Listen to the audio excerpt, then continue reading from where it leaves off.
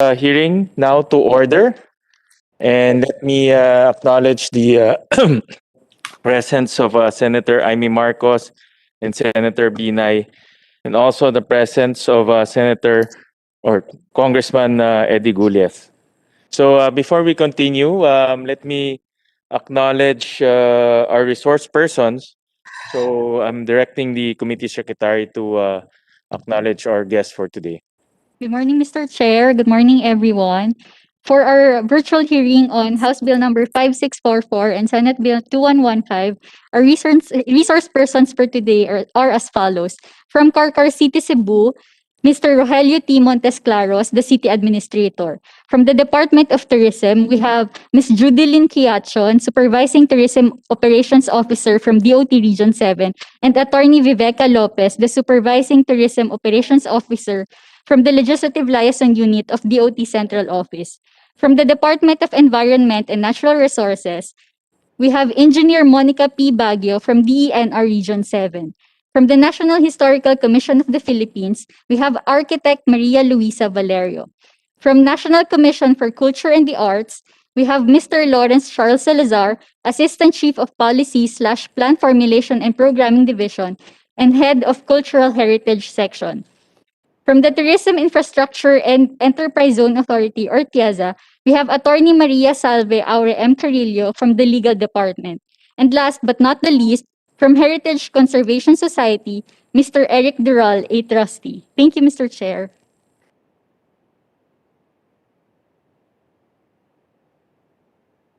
Thank you, Comsec. Just to give you a brief background, last July 22, we heard this bill, particularly the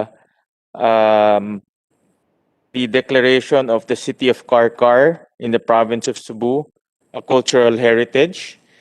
And Senator Nancy Binay, in fact, endorsed its bill to plenary so that it will be tackled on the floor. However, Senator Amy Marcos also filed the same bill, Senate Bill number 2115. And in our process, we cannot consolidate Senator Amy's bill on the original House bill without hearing it. So by process, we have to hear Senator Amy's bill.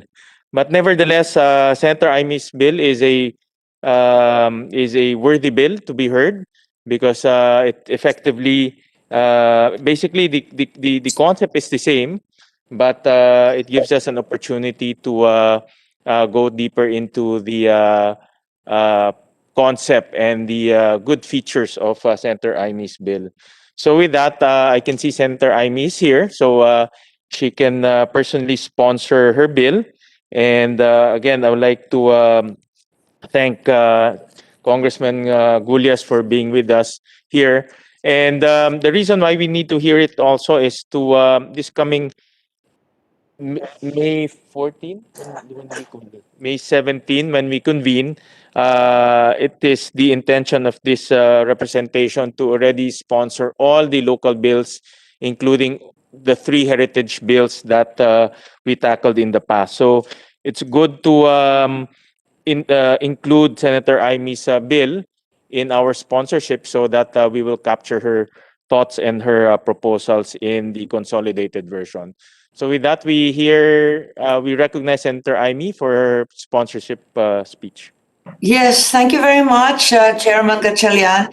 And I apologize for the procedural glitch that necessitated this hearing. I think this bill was not referred early enough to catch up with the previous hearing, and it wasn't our intention to require a second hearing. It's merely to extend support from our old friend and ally from our Congress days, together with the chairman, our revered Deputy Speaker, Congressman Eddie Gulyas. And certainly, the declaration of Carcar Cultural Heritage Zone is merited and overdue action that I am certain will provide much technical, historical, cultural, and even financial assistance from national and international agencies for the preservation and further tourism development of Carcar City. Thank you. Thank you, Senator Amy. No apologies needed, Senator Amy. Your bill is worth the time of hearing. And definitely, Carcar is one of the, I would say, most significant places, not only in the Cebu, not only in Cebu province, but also in the Philippines. And considering I'm a big fan of Carcar Chicharon, it deserves a second hearing so that we will be reminded of its beauty and its relevance to our country. And we're also joined by Congressman Gulyas here. Congressman, any opening statement for this hearing? Thank you very much. To the Honorable Chairman, Senator Wayne Gatchalian, and the esteemed members of the Senate Committee on Basic Education, Arts, and Culture, I wish you all good morning. I would also wish my sincere gratitude to the Chairman and members of the committee for taking the time to consider this bill. I would also like to thank Senator Amy Marcos for her role of confidence in sponsoring this bill.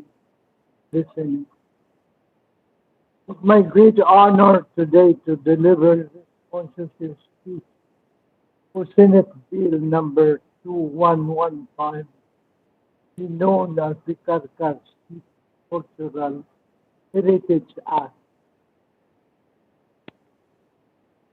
Throughout its rich past, Carcar has been a venue for many notable events in Cebuano and Philippine history, even prior to the arrival of Ferdinand Magellan on the shores of Cebu in 15. Carcar was already a thriving and prosperous community, being a focal point for trade between Chinese traders, the early Bisaya community. Spanish settlers soon grew fond of the community, erected, erected rather churches, convents, and other buildings of which we stand today. Among these historic buildings, St. Catherine of Alexandria Parish Church has endured the test of time and continues to draw crowds of devotees every day. During the American occupation of 1960, then Mayor Mariano Mercado built public structures in Carcar, the Carcar Dispensary, the Zalmon, the Carcar Rotonda, all of which remain standing today as some of its iconic structures.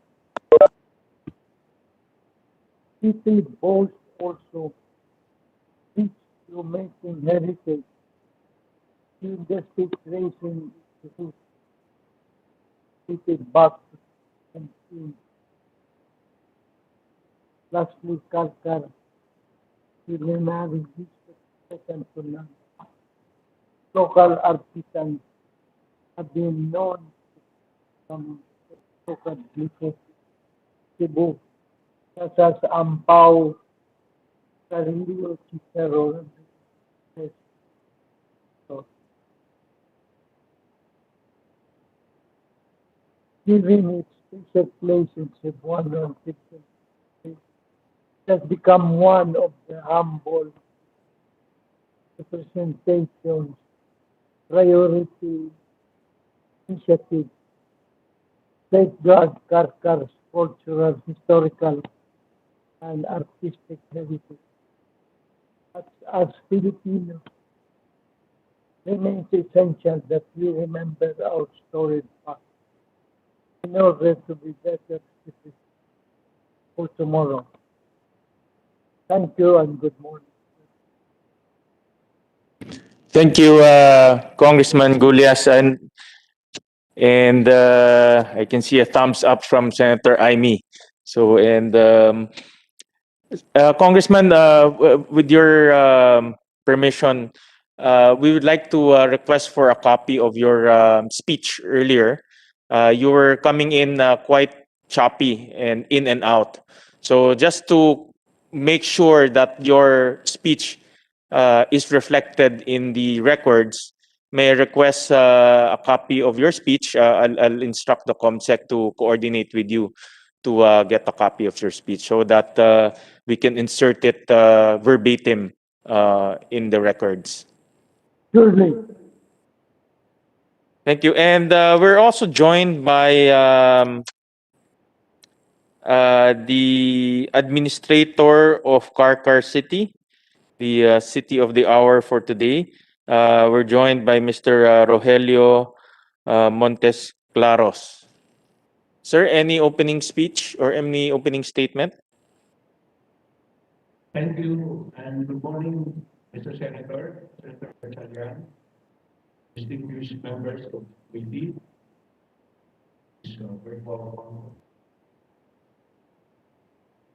With me here, Sir, can you speak louder? Can you speak louder, please? uh,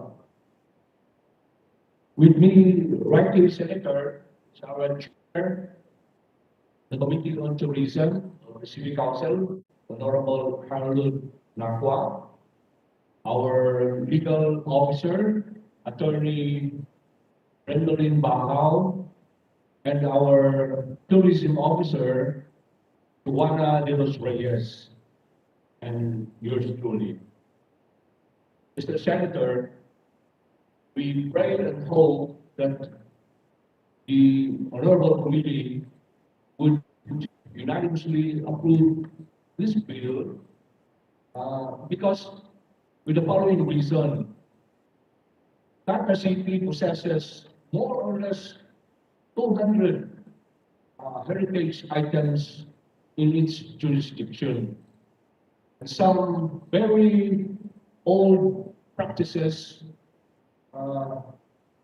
that we intend to protect and sustain. Approving this bill would put the city of Carcar in a very beneficial position.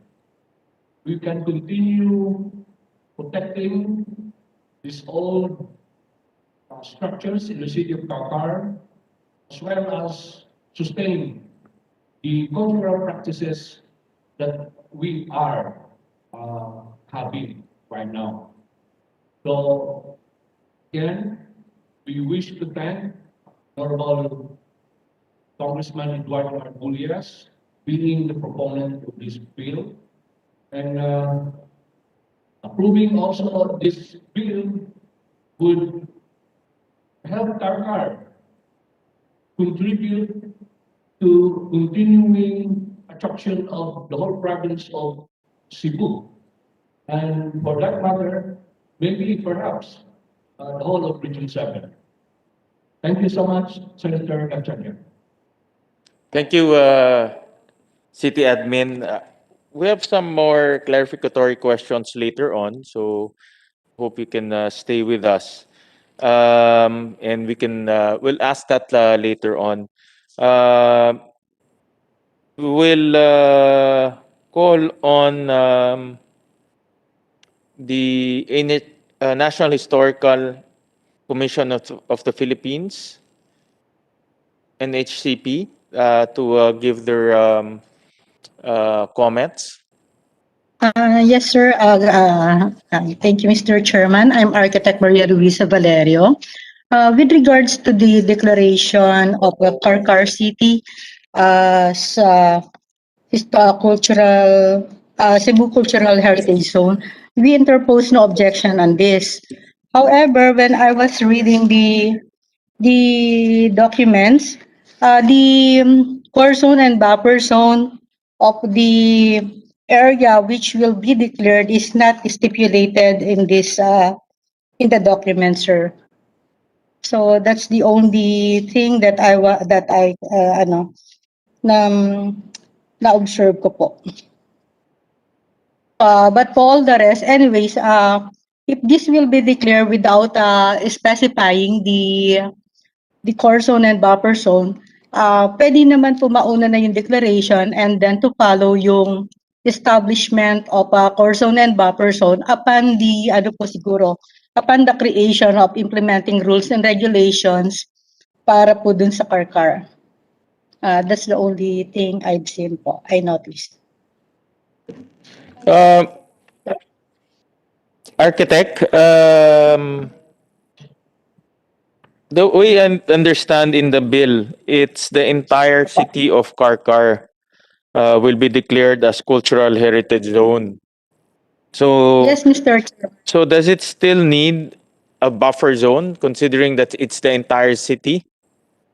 Yes, Mr. Chairman, because when they proceed on the implementation of implementation of rules and regulation, magiging restricted po sa buong Karkar, wherein there were areas na pwedeng hindi na siya kasama doon sa dapat i-protect yung halimbawa nagset sila ng height limit or anything yung development. Kasi magiging ang nakikita ko po dito kasi parang magkakaroon siya ng tawag dito, integration between the preservation and the urban development. If they will consider also the development, then we need to establish where are the areas which wherein yung restrictions ay dapat na mas malakas. And then which saan yung mga areas na pwedeng nandoon yung mga development. So that's why we need to establish those things po. That will be included in the development plan. Yes, sir. Because after this, how to operationalize this law is to come up with a development plan involving the Yes. preservation, conservation, restoration, and maintenance of cultural and historical sites and structures Opo. for enhancement of tourism in Carcar City. Yes, sir. Okay, so doon yun na-identify, in other words, what are Opo. the structures core that zone. need to be preserved, conserved, restored, etc.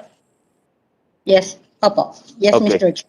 All right. So we don't need to identify in language the buffer zone or the identification of the buffer zone. It can be identified through the development plan. Yes, yes, sir. Okay. Okay. Because soon we recommend that this ano po implementing rules and regulations ay i-apply naman po nila pagka para sa CLUP nila. So doon mag-aano na rin po, magre-reflect din po siya. Kasi yung mga restrictions doon sa particular area, doon po siya lalabas. Okay, and it will be guided by RA 166, Yes, Mr. Chair. correct? Kasi because RA 166 or otherwise known as Natural Cultural Heritage Act of 2009 is the guiding document to develop that development plan. Yes. Okay, sige. All right. Mr. Chair, Yes, Senator Binay. just one question since nabanggit yung CLUP. Kailan ho ba yung renewal ng CLUP ng Carcar?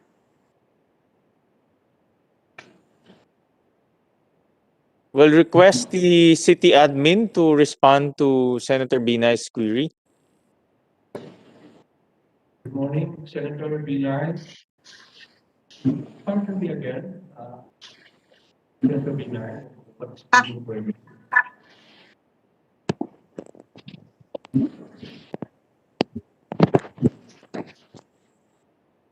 Chairman, pwede louder po. I can't hear. Kailan ho yung Last. Kailan due yung renewal ng CLUP? We call on Mr. Montes Claros, sir. Yes. Uh, please speak louder because we cannot hear you. I think my ang hindi ko marinig ang query ni Senator Binay. Sorry, Senator Binay. Can you please Chair? Ang tinatanong ko lang po kung kailan ho yung renewal ng CLUP.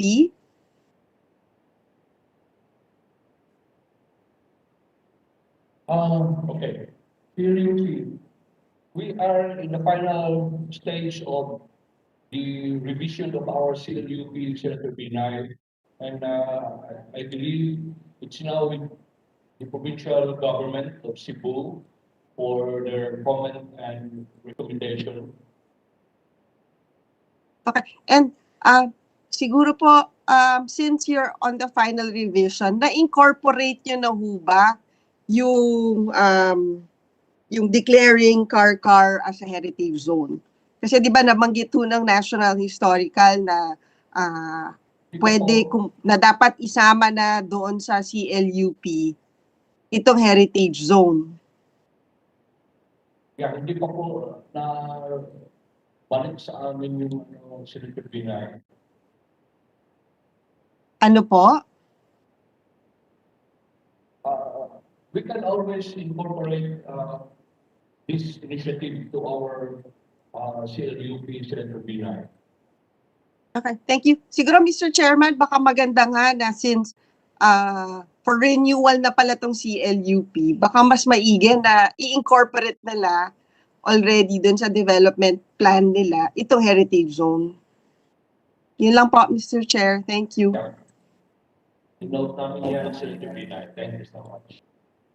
Thank you. In line with that, admin, is there an ordinance preserving and protecting these heritage structures? City admin? Senator? Actually, Senator, Because based on our documents, you actually enacted an ordinance, municipal ordinance number 1005 or 10-05. And this is declaring certain buildings and structures, monument sites, as the town's heritage monuments zones and creating Carcar Cultural Heritage Conservation Council and other purposes. So in other words, even prior to this proposal, you have already enacted the law, an ordinance, to protect certain structures. yes, Senator. Yes, I believe it's municipal an ordinance number 10-05, way back 2005. Was that ordinance also reflected in your CLUP?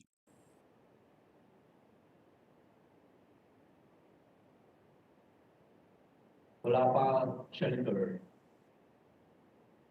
Hindi pa siya na-reflect because I was thinking, since you have the ordinance protecting certain structures, then the comprehensive land use, the CLUP, should take into consideration these protected structures. So was that reflected in the CLUP?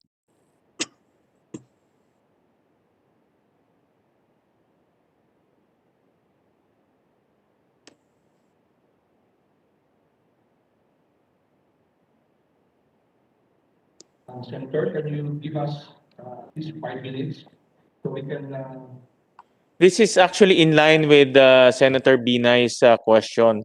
Her question actually is whether the protection, conservation of structures were already reflected in your comprehensive land use. So, in other words, even in the absence of this law, the CLUP already considered preservation and conservation of certain structures. So, in other words, this law will just give it a national effect, no? And additional funding from DOT, from the Department of Tourism. Hopefully, Senator. Yes. So the question is, was this ordinance and all of those things that you need to preserve reflected in the CLUP? Yes. Meron po? 5 minutes, Senator. Check namin sa... Yes, okay, okay. All right. So with that, we'll go on to Senator Binay. Any follow-up questions? Mr. Chair, just a suggestion kung hindi pa naka-incorporate. Can NHCP assist Carcar already? Dun sa CLUP nila in preserving the heritage zone? Yes, yes, ma'am. What we can do is to assist them if they still need to on a guidance on how they can integrate this heritage or cultural heritage center to their CLUP. Also, if they need an assistance on the creation of the implementing rules and regulations for the development and preservation of Carcar, they need to do is just to send a letter for a technical assistance on doing that. Okay, thank you. At least, Mr. Chair, kahit pending pa itong bill na to, we can already start preserving the heritage zone. So pwede na mag-umpisa yung coordination and collaboration ng NHCP and the LGU of Carcar. Thank you, Mr. Chairman. Thank you for that suggestion, Senator Binay. And we're requesting our colleagues from NHCP to accommodate or to consider the suggestion of Senator Binay to already proceed with the support that can be given to Carcar City. So with that, Yes, we call on NCCA, Mr. Lawrence Salazar, for their comments. Good morning, Mr. Chair, and to the members of the Senate Committee on Basic Education and Culture and Arts, as well as to the proponents of the Senate and House bills creating the cultural heritage zone in the city of in Carcar City. We actually have no objection to the bill. The same question by NHCP was already answered as and has been clarified by the chair. So we're already comfortable with the explanation as to determining the roots and bounds of the zone in Carcar. And Carcar has already identified several sites. Not only its tangible heritage, but also the intangible heritage of the municipality. Some of them, especially the intangible ones, were already mentioned by Congressman Gundas. It will be easier for LGU to craft the development plan since the sites have already been identified. We have also received the local cultural inventory of the municipality. So it's easy for the municipality develop the plans and determine the interventions that we needed to protect the sites within the municipality. Thank you, Mr. Chair. Thank you. Thank you, Mr. Salazar. We call on Tieza. Attorney Carillo. Yes, good morning, Mr. Chair. Good morning, Senator Binay, and good morning, Senator Aimee and Congressman Villas.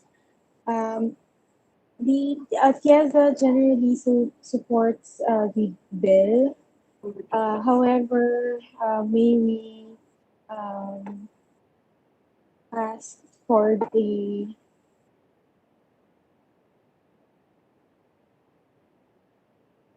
uh, subject to the following comments and suggestion from Tiaga.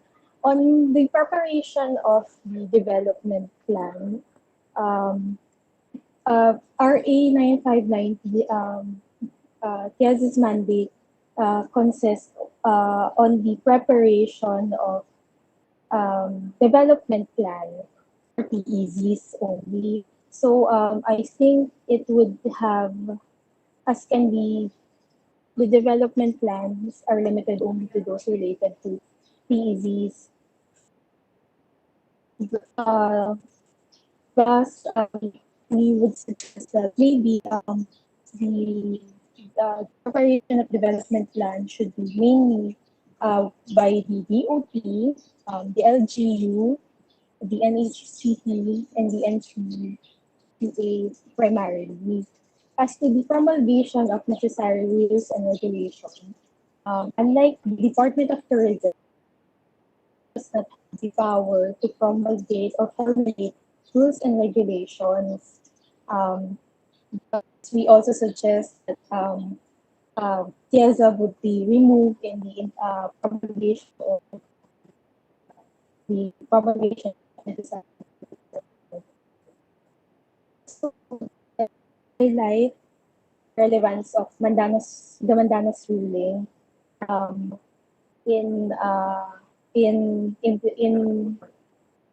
in this bill also, since uh, by virtue of DBM corporate budget memorandum number 42, we are already instructed to refrain from including in in their proposals funding for devolved local projects for LGUs belonging to first to fourth income classification, include in the funding requirement for capacity building for LGUs to enable them to assume these functions, and limit subsidies for local projects of LGUs to LGUs belonging to the fifth and sixth income classes.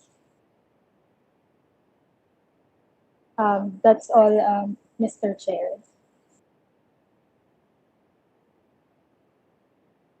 Thank you, Attorney. You came in very, very choppy, and we can barely understand your statements. Please submit to us a detailed position paper on that. Uh, yes, Mr. Chair, we will submit our detailed position paper. Mr. Chair, Yes, Senator Binay? siguro just for clarification, parang tama ba yung rinig ko na TIEZA cannot assist because of the DBM order dahil dun sa Mandanas ruling? Tama po ba, Attorney Carillo? Ma'am, Senator, we're not really saying that we cannot assist. It's just that we are being also limited to by the BBM corporate budget, suggesting that we should limit our subsidies to local to LGUs belonging to fifth and sixth income classes. But it does not um, it does not specifically say that we should not support those belonging to first to fourth income. Well, technically, at the moment, ang priority ng TIEZA is the fifth and sixth class municipalities. Yes, ma'am. Okay. Yes, Senator. Okay. Thank you. Thank you, Mr. Chairman.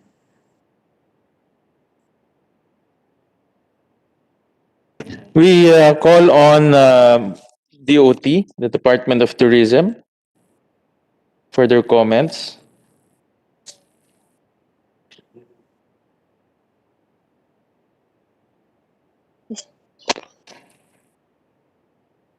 DOT, you recognize?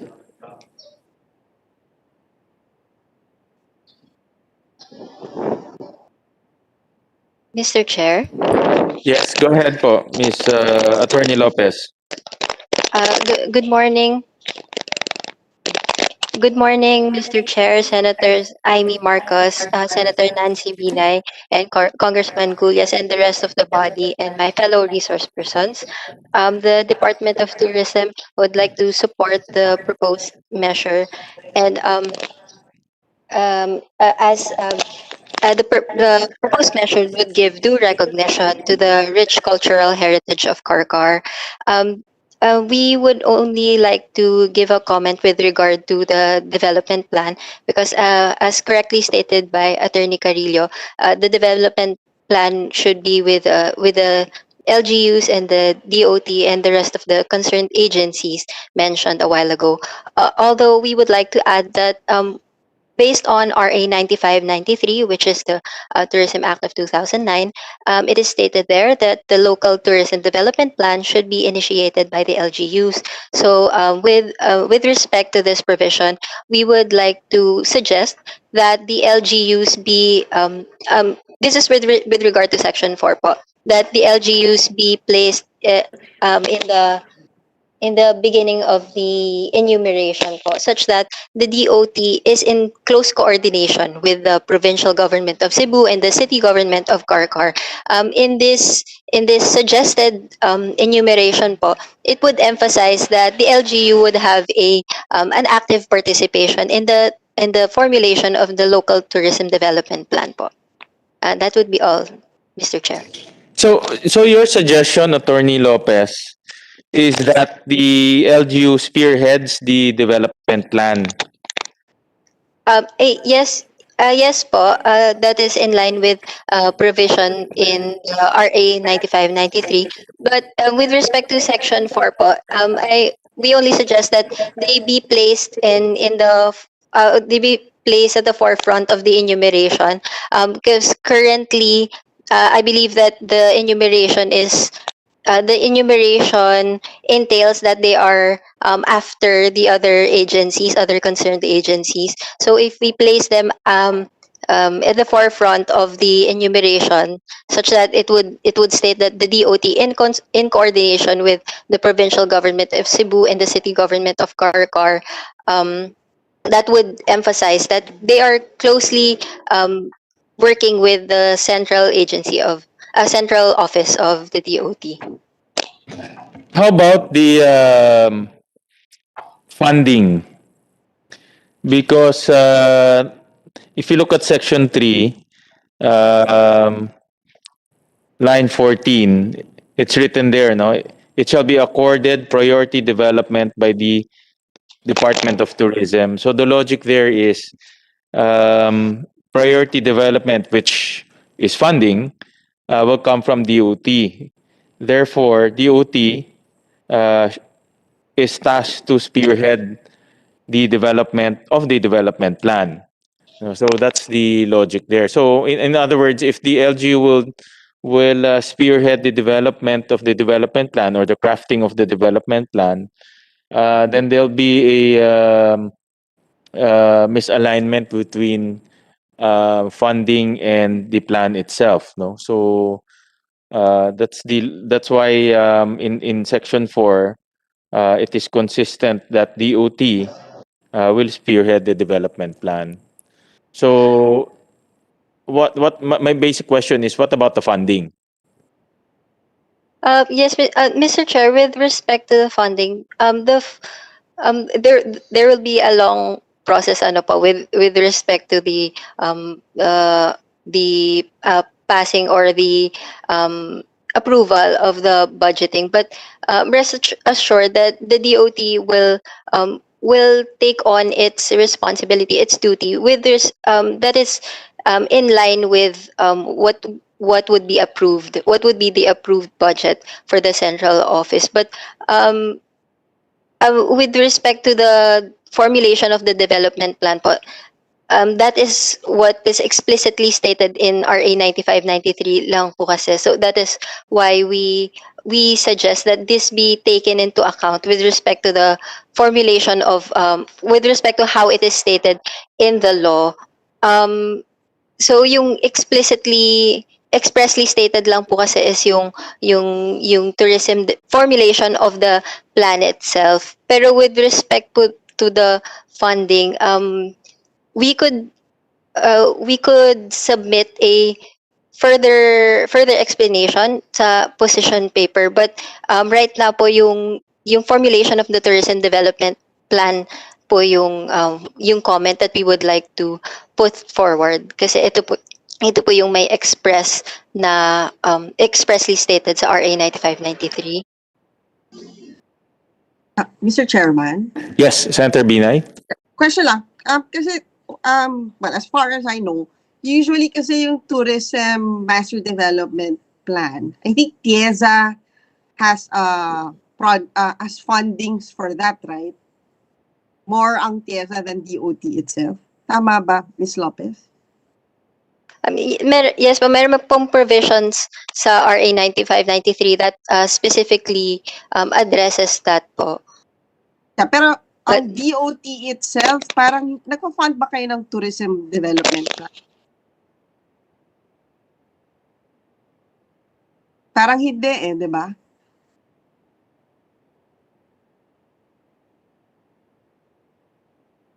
Ms. Lopez, nakamute na.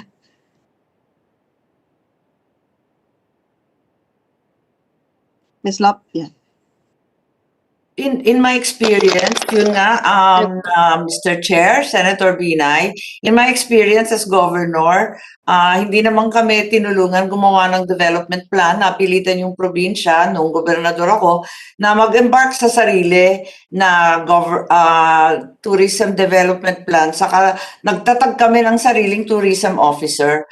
Dahil nga, may pakiwari yata yung DOT na hindi yata sila pwedeng tumulong sa lokal, which nakakatuwa nga kasi lalo na ngayon na puro domestic tourism na lamang ang ating kayang abutin, talagang unworkable. Tapos yun nga, nag-aalala rin ako sa sinabi ng Chesa, wala pang 2022, hugas kamay na sa mga lokal. Yeah, Sen Aimee. And I know for a fact, for example, yung Boracay master plan, I think si TIEZA ata nag-fund nun and may mga ibang lugar din na yung TIEZA nag-fund. But because of the Mandanas ruling, Mr. Chairman, mukhang mas mawawalan ng funding itong mga LGUs natin coming from TIEZA or coming from DOT. Sen Nancy and Chair, if I may lang, alam po natin yung gulo na nangyari sa pondo ng Chesa na nalipat, pagkatapos nawala, tapos halos wala na nga rin silang pera. Ngunit yun nga, yung Mandanas ruling is another topic naman. But we're all fully aware what happened to both their regular budget as well as Bayanihan 2 and the funds that were initially allotted for them therein. May we hear from the author, the other author, Congressman Gulyas, on his comments on delegating the crafting of the development plan to the local government unit? Because here it's very clear, no, that priority development should be given to the city of Carcar by DOT. And then succeedingly, the crafting of the development plan should be embarked by the DOT. So this is the proposal of both Senator Marcos and Congressman Gulyas. So may we hear Congressman Gulyas, any comments on the DOT's comments?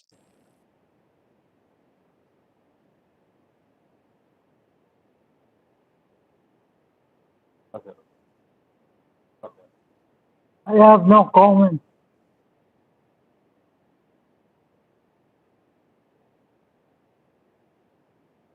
All right. Is it the wish of the chairman that we amend or remove that section if the DOT is not amenable to that? I'm certain that Cebu, which is a much richer and more capable city, province, and the Carcar city can work in tandem with the DOT so that the DOT no longer bears sole responsibility for the formulation of said plan? Senator Marcos, my view on that is the DOT.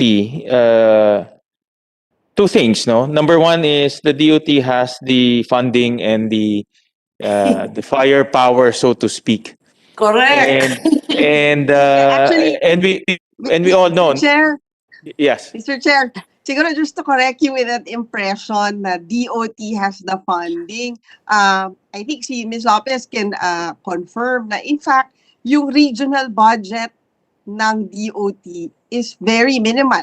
I'm sure Senator Aimee would know that nung governor pa siya na napakaliit ng binibigay na pondo dun sa mga regional offices. So, I guess isa ang napupunta talaga more dun sa yung Trip C. Yun, talagang may pondo yung DOT for that. But itong tourism master plan, ang alam ko, ang nagiging practice, pinapasa nila sa TIEZA para si TIEZA yung mag-fund nung development plan. Tama ba, Ms. Lopez? Yeah. That I would, yeah.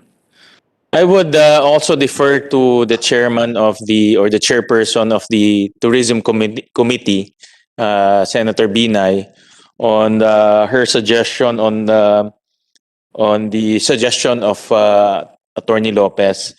My logic here lang is since the law calls for priority or prioritization from the Department of Tourism, it's just logical for the Department of Tourism to craft the development plan. By operation, as we all know, it's really the local congressmen who will try to include this in the GAA through the process of the budget deliberations. So, in other words, when the law when the law is being operationalized, it's the local legislators who will try to include funding for that.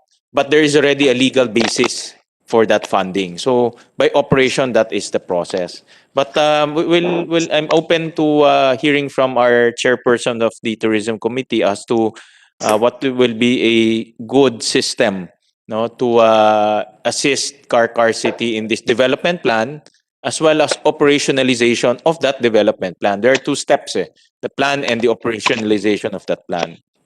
Mr. Chair? Mr. Chair? Yes, we'll wait, hold on, Attorney Lopez. We'll call on Senator Binay, then Senator Marcos, then Attorney Lopez. Actually, Mr. Chairman, maybe we can ask the LGU. Baka meron na naman pala silang tourism master plan.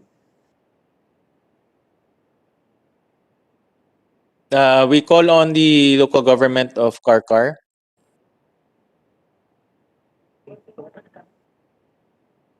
Mr. Senator? Yes. Yeah. Can we now respond to the... Yeah, there's a question from Senator Binay as to whether you have already crafted a development plan.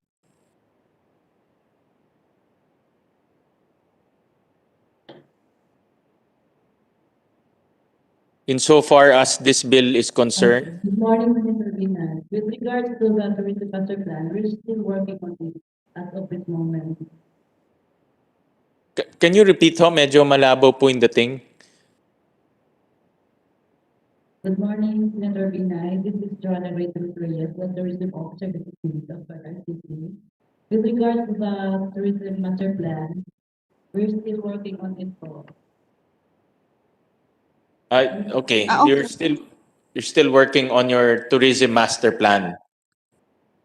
At least, Mr. Chairman, meron na palang in the pipeline. Maybe DOT and TIESA can provide the technical guidance. Baka pwede yun yung maging assistance nila dun sa LGU. Yeah, Mr. Chair.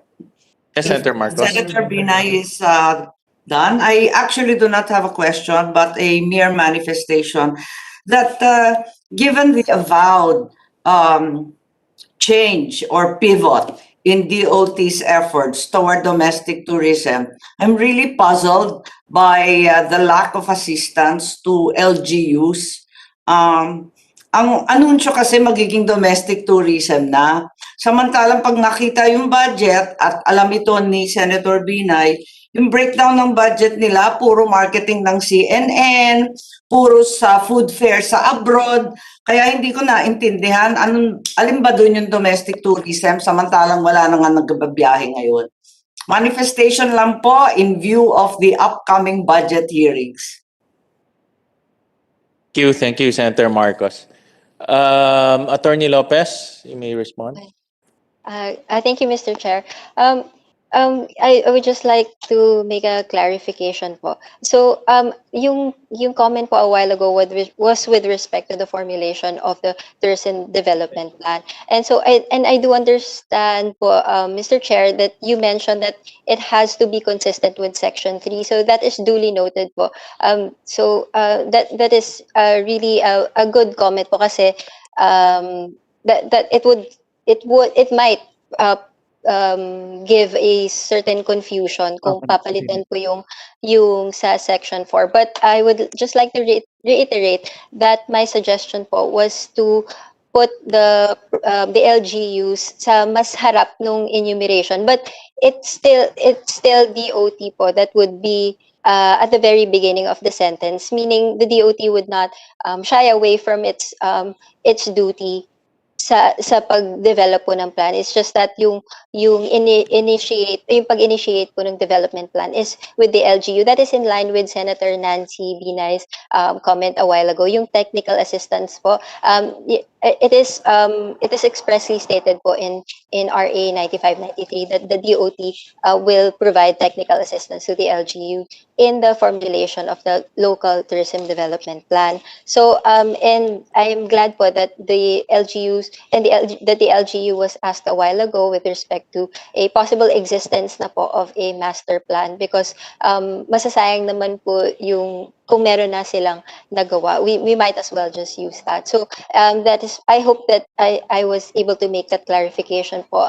Nothing express about the budget naman po. It's just that the formulation itself kasi yung initial na formulation, I just wanted to emphasize that it comes from the LGU. But of course, just a point of clarification, the DOT would not shy away from that responsibility po. And if tweaking the enumeration would create a sort of confusion with respect to Section 3 that would have an effect on the budgeting, then we would gladly accept po the comment of Mr. Chair na it would be better perhaps to keep the consistency in Section 3 and Section 4. With respect to the manifestation naman po of Senator Amy, we would address these matters po kasi these changes caused by the pandemic would have to be addressed po in a later proceeding. Pero rest assured that the DOT would take all these factors into consideration po. And I hope I was able to make my clarification. I was able to put forth my clarification po. Yeah, Mr. Chair, I was referring to the budget hearings that occurred in September of 2020, and we were already in the third cycle of the pandemic, just for correction. Thank you, Senator Marcos.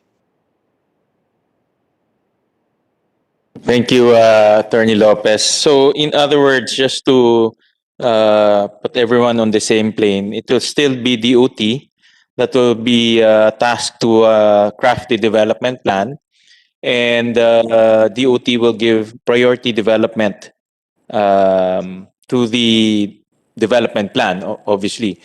And by operation, no, and this is a practice, this is a legislative practice. During the period of deliberation of the budget, their respective congressmen will actually um, try to include funding to operationalize the development plan. So in other words, during that period, it will be a open discussion on the funding, on the goals, on the deliverables, on what to do to operationalize the law. So, and that has been a process ever since, no? Since Congress naman is an open deliberative body that discusses the budget. So that will be the process for this. No? Thank you, Mr. Chair. And another thing, no, Attorney Lopez, since the Department of Tourism has regional offices, it's good that the regional offices will have the macro point of view in terms of tourism sites in their areas, as well as the power to craft that development plan. So, for example, in Cebu, if this becomes a law, the regional director will now have a lot of say in terms of how to craft that development plan, how to integrate that in the larger regional tourism agenda. No? So instead of Carcar itself doing its own development plan, it will be now integrated to a larger regional development plan. So in other words, there's a lot of control in terms of where tourism is going at the regional level. That's also another point that DOT should take into consideration. Thank you, Mr. Chair. That is duly noted po. Thank you very much for that comment Yes. po. Senator Binay, any comments? So with that, we also recognize Attorney Tirol of the National Museum of the Philippines.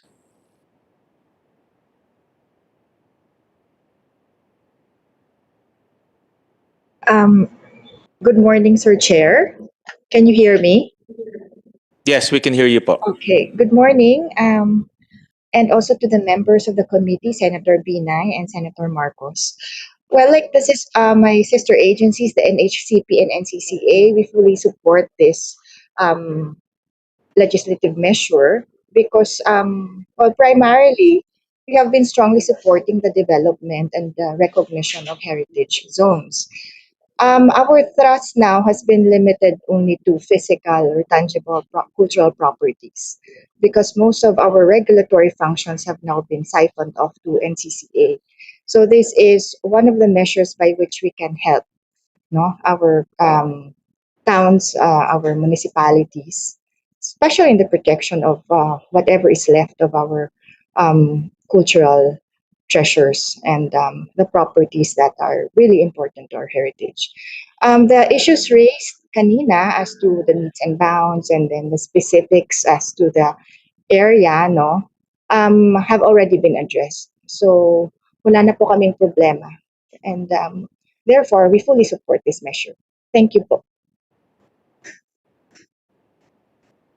Thank you, Attorney. Mr. Chairman, Yes, Senator Binay. I have just just a question din sa mga culture agency. Because I think in the bill, mas may lead yung DOT when it comes to the development plan. But minsan kasi may ano yan may ano ba yan, issue yung preservation and tourism development kasi 'di ba minsan yung tourism development nakakasira din sa preservation. So I guess I'm just not that comfortable kung tama ba na DOT yung mag-lead since this is a cultural preservation bill, or hindi ba dapat yung NCCA or NHCP yung mas nangingibabaw dahil nga this is more of a heritage preservation bill. So I guess I'm just throwing that question dun sa mga cultural agencies natin. We can call on the cultural agencies and then request Congressman Gulyas to also respond, no, since he is the author of this bill. So can we hear from National Museum to the comments of Senator Binay? Thank you, Chair, Senator Binay. Actually, I share that sentiment talaga. It's really of public knowledge already na hindi natin nababalanse yung sustainability not simply the environment but also itong area of concern which is heritage. Hindi siya kasi priority. And it's only now that it's coming to light na ang dami ng towns natin na na-discover that are really rich and are the embodiment of who we are as Filipinos. Ako kasi I come from my background being tawag dito yung I was raised through tourism also because my family sent us to school because we ran a resort dati. And now that you're seeing this I don't mean to excuse the language, but the greed and also the drive towards industrialization, nasisira talaga. So doon kami as a cultural agencies, where do we really side with? Do we side with the economics of it and just, kung ano yung priority ng gobyerno, kung saan yung movia, do we become economic centric depende sa administration, or do we stand our ground given the little power that we have and so far as fighting for the conservation of what is left of our heritage. So I think that should be really considered, this idea or philosophy na we have to work towards sustainability, but balancing our economic interests versus what we have in terms of natural and cultural heritage. So I'm sure Carl has a lot of other things to say about this, but that is our concern talaga. Even here in our complex, we are studying kung in which area kami tatayo. Because we are not, our mindset is not so much on making money. Unlike yung tourism natin, which is a major force in, bringing in investments and money for, of course, to boost our economy. Pero on our end, where do we really go in given that insofar as budget, hindi kami talaga priority. So yeah, that's a strong point to consider. So thank you for that, Senator Binay. Mr. Chairman, siguro just to add dun sa discussion, since this is a cultural heritage preservation bill, hindi ba dapat priority yung preservation and then secondary na lang yung tourism na madadala dun sa Carcar or other heritage zones? So I guess isa din yun dun sa parang tanong na ang main goal is really to preserve and not to encourage tourists to visit the area. Hindi ba dapat ganun yung mindset with this bill? Yun lang po, Mr. Chairman. Senator Binay, just to respond to your query, looking at the bill of Senator Marcos, which is an exact bill of Congressman Gulyas, in section 4, and it goes to page 2, line 2. It's written there, maintenance of cultural and historical sites and structures for the enhancement of tourism in Carcar City. So I conclude that the ultimate goal is to enhance tourism, no, to promote its tourism value as a city and as a cultural heritage zone.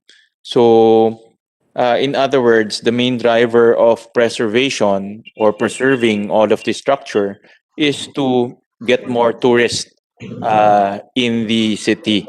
And of course, more tourists, meaning more revenue, and you have more projects in the city. So, as a tool to enhance tourism, is to preserve, no? To come up with a development plan to preserve and conserve. So this bill is actually uh, um, this bill is actually geared towards enhancement of tourism of Carcar City. So that's what I get from the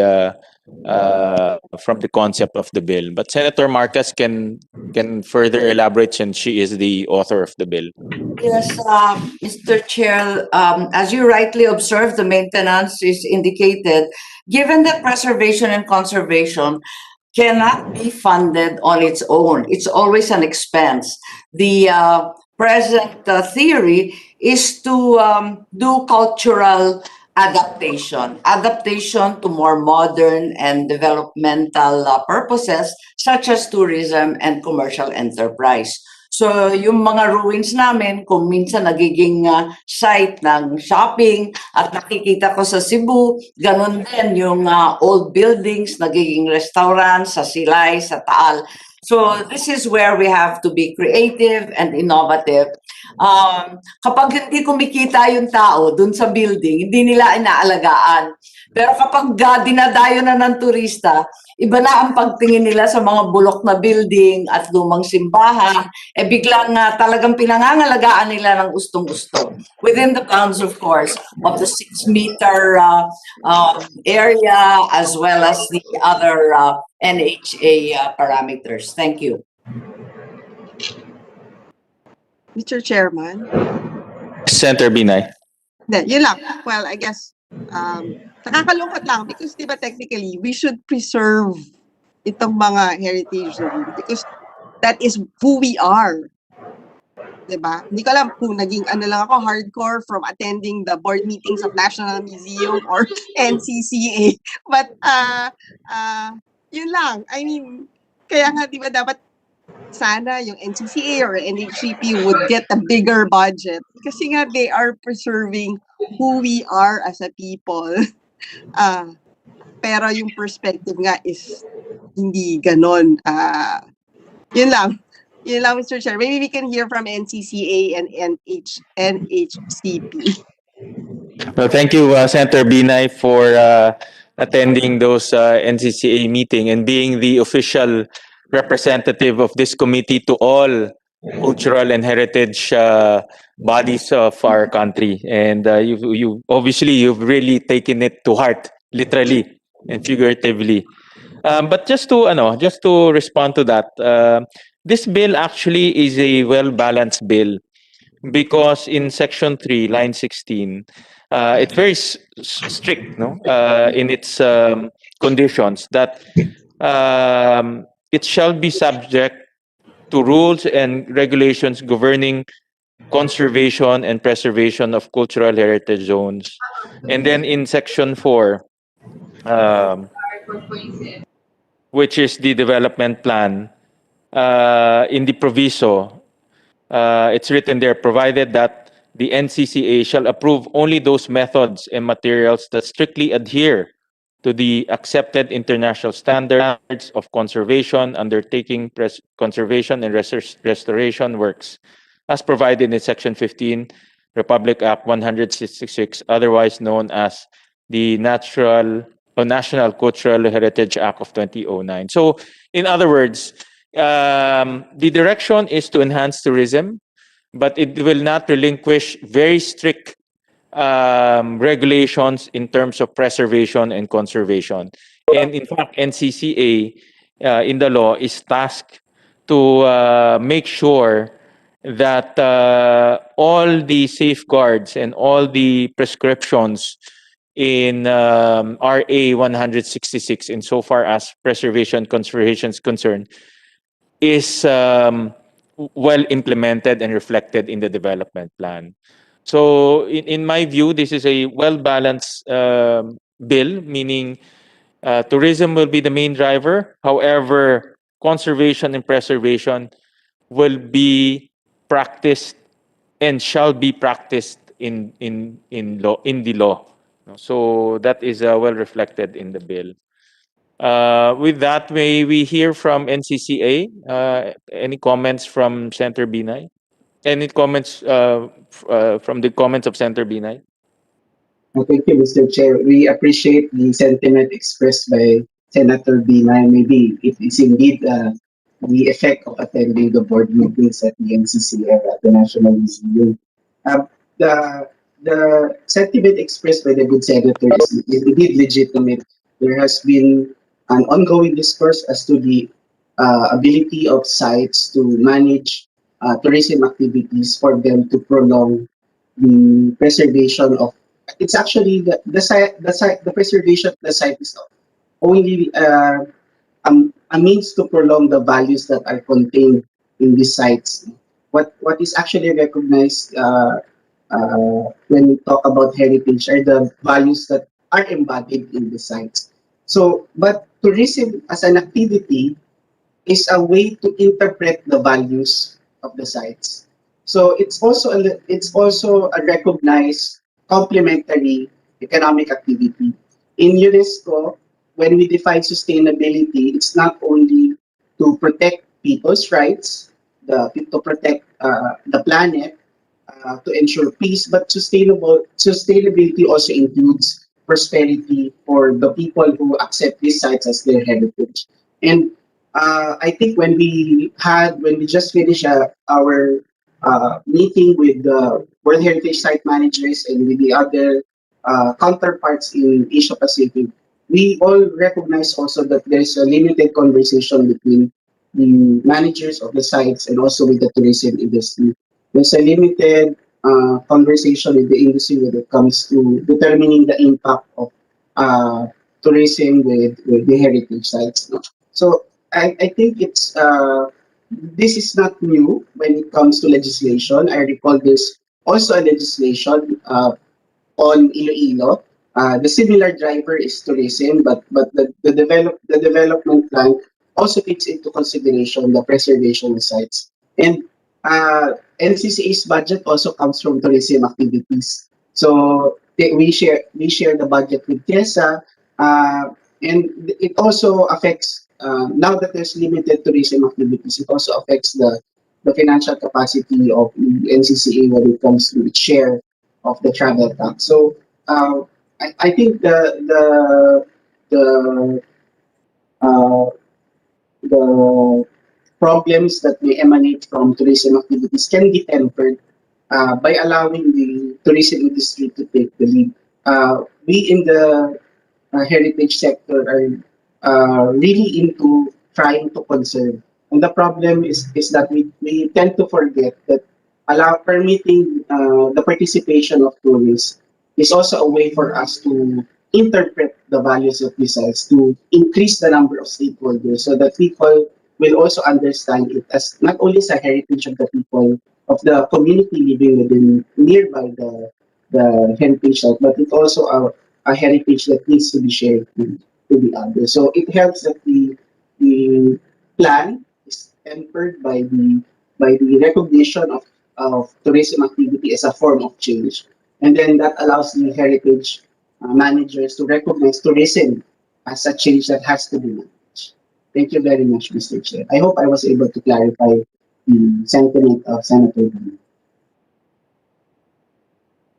Thank you. To anong pangalan? Mr. Salazar, in the bill, are you satisfied with the language insofar as conservation and preservation is concerned?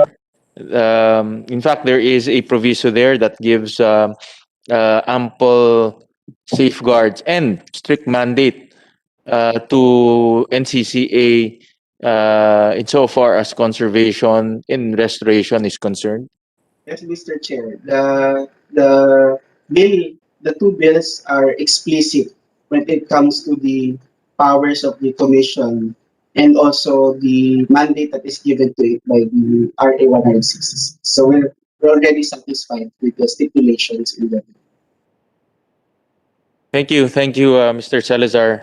We call on DNR, Miss or Engineer Monica Baguio. Mr. Chair. Yes, Senator Binay. Siguro before we move dun sa DNR, maybe during the drafting of the committee report, we could include the word sustainability as part of the bill. Kasi ang nakita ko lang is preservation, conservation, restoration. Baka pwede isama ho natin yung word the sustainability. Yun lang po, Mr. Chairman. Thank you. With the permission of Senator Marcos and Congressman Gulyas, we will consider the suggestion of Senator Binay to include the word sustainability. No. Thank you for the thumbs up, Senator Marcos, and I think the nod of Congressman Gulyas. No. Right. Thank you, sir. So we call on Department of Environment, DNR.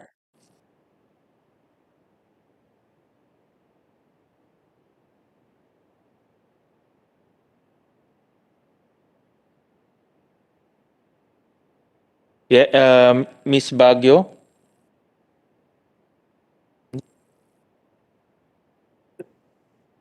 Engineer Baguio of DNR. Yes, good morning, Mr. Chair. Yes, ma'am. Your comments po. Before anything else, I would like to say good morning also to our Honorable Nancy Binay, Senator Honorable Nancy Binay, Senator Amy Marcos, Honorable Eduardo Golias, and the fellow participants, good morning. For the moment, sir, yung focal person po namin will attend later. Ako lang muna po yung pinaano niya sa discussion, pinarinig kasi may ongoing exicom sila. So later po, magjo-join po siya in the person of Mr. P.D. Carion.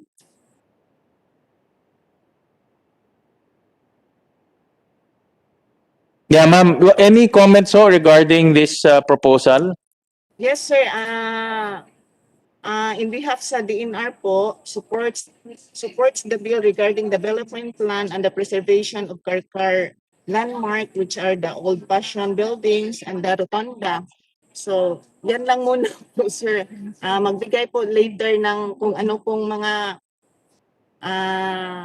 question po regarding sa DNR po. Mr. Carion will attend to. Thank you, Engineer. Thank you very much. So, Mr. Chair. Yes. And I'd like to go back to DOT, kay Attorney Lopez. No? Just basic questions.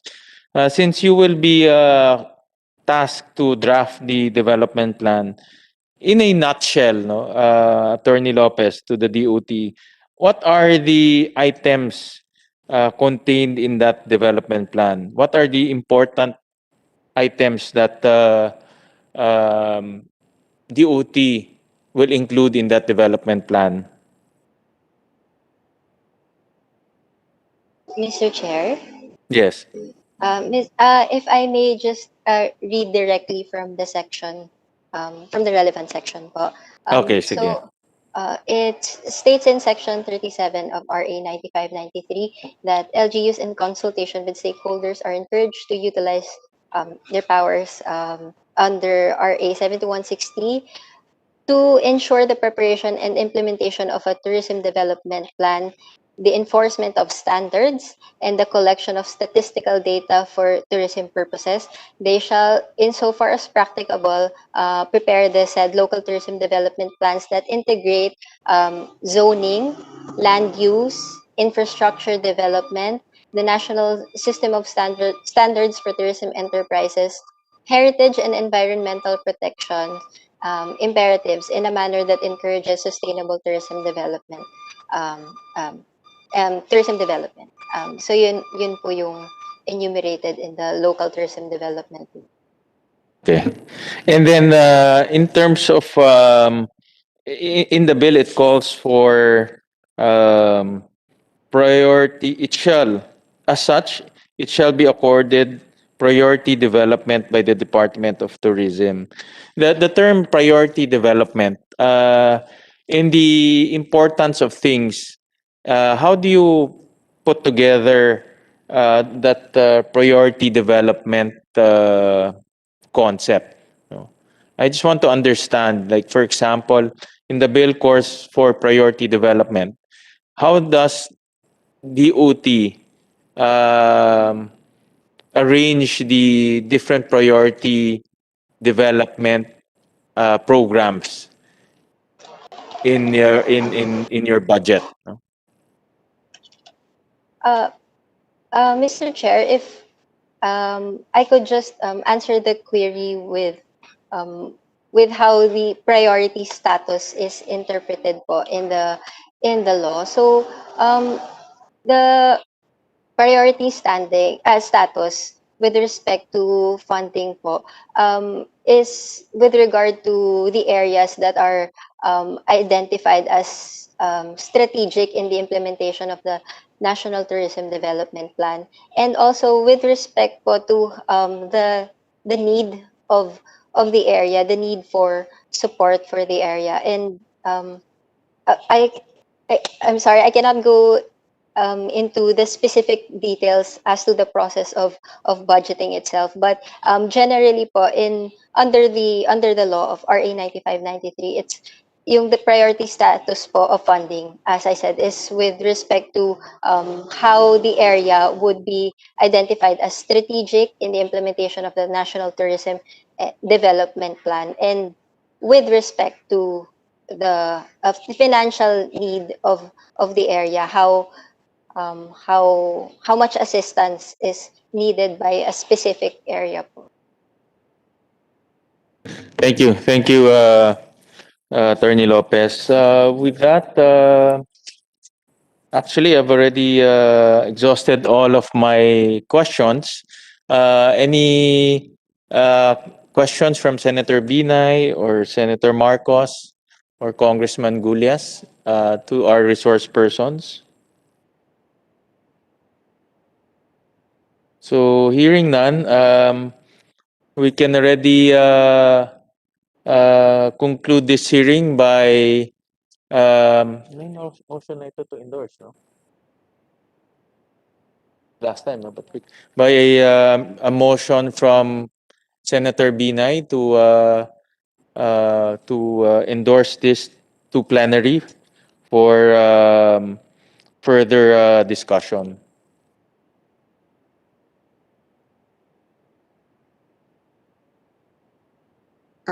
Mr. Chair, I move to approve that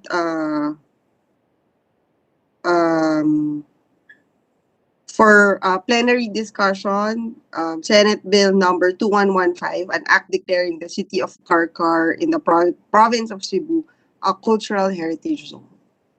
Thank you, Senator Binay. Any objection from the body? Hearing none, we now approve the endorsement of Senate Bill number 2115, authored by Senator Marcos, to plenary. So with that, we conclude this hearing. And we thank Congressman Gulyas once again for joining us all the way from Cebu. And thank you very much, sir, for participating in this hearing. And we also want to thank Senator Binay for her very pointed questions, and of course to Senator Marcos for sponsoring the said measure. So with that, thank you very much. We will now adjourn this hearing, and also thank you to Mr. Campo Chris, tama ba? Monte Claros, for attending this hearing, and of course to our friends from Carcar City. So with that, we adjourn this hearing, and we will see you in plenary for the deliberation of this measure. Thank you very much. So this meeting is hereby adjourned. Thank you very much, Senator Win. Maraming salamat. Daghang salamat. Thank you, Madam Ed. Mr. Chair, para